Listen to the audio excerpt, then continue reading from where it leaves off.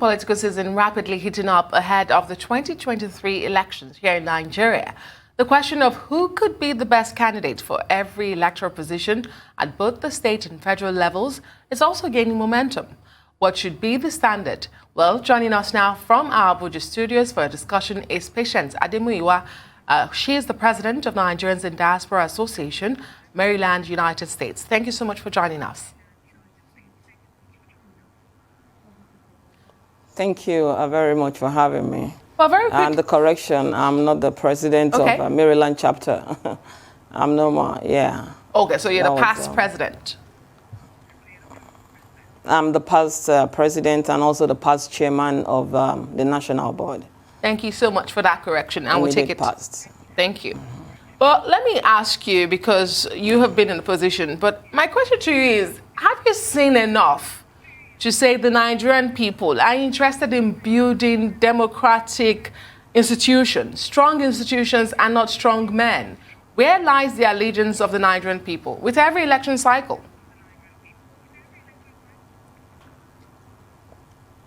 Please, your question again. I didn't hear you clearly. Okay, that's okay. I could ask you again.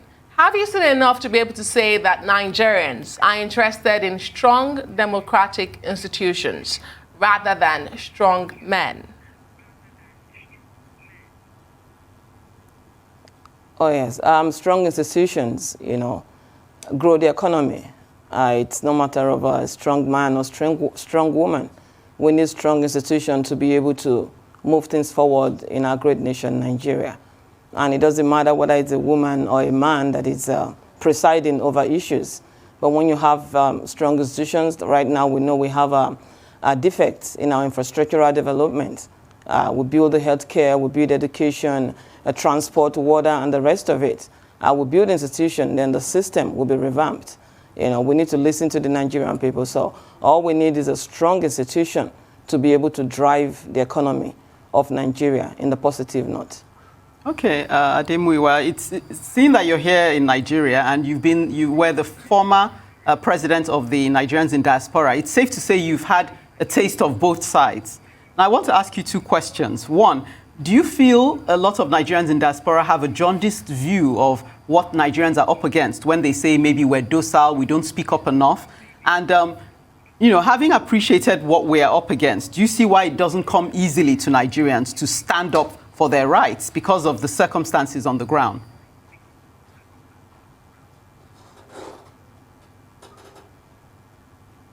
Were you able to hear that question?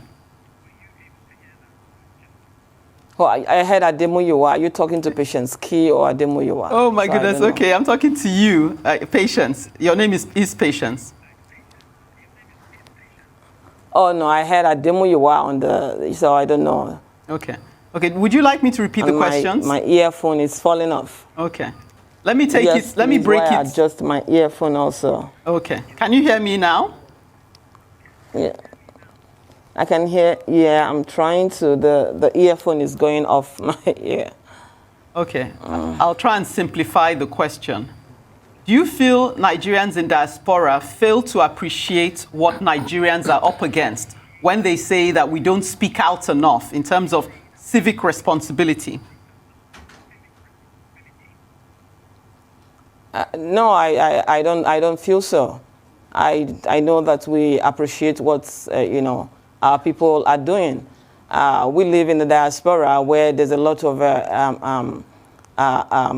benefits. There's a lot of level playing field, and Nigerians living in Nigeria with the I would say obstacle that the people are up against. I believe the people are doing their best. Yes, we can do more.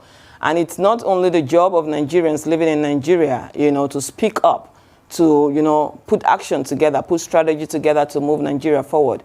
It's a collaboration between the diaspora and, Nigerians living wherever they are in the world and Nigerians in Nigeria, because we are all first origin, or, we all originated from Nigeria. We're first origin of Nigeria before we became citizens of other countries. So I do not agree that, Nigerians are living abroad are, not happy with our people not speaking up. Well, I think the Nigerians at home are speaking up enough.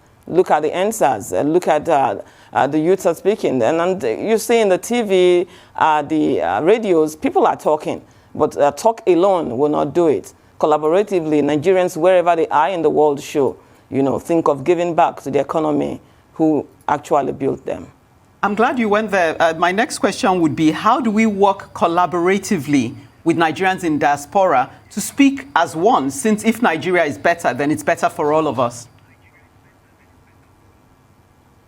That's a very great question. I want you to understand that Nigerians back home and Nigerians abroad, it's just all about persons. It's all about personalities. There's so many impediments that we experience back home that we experience also in the diaspora. In terms of a knowledge transfer, everyone has to really come down on their high horse. Because I live in the diaspora does not mean I am better than those living in Nigeria. Because I personally have very intelligent friends who live here. So it's a collaborative effort. Exchange of knowledge, having to bridge the issue of brain drain that we are suffering, we are experiencing in our nation. So it's a collaborative effort. We bring in our knowledge, transfer our knowledge, expertise, and there's so many other people back home that are equally fit, for us to sit together, share views, and most of the things that even in NIDO, most of the things we're doing,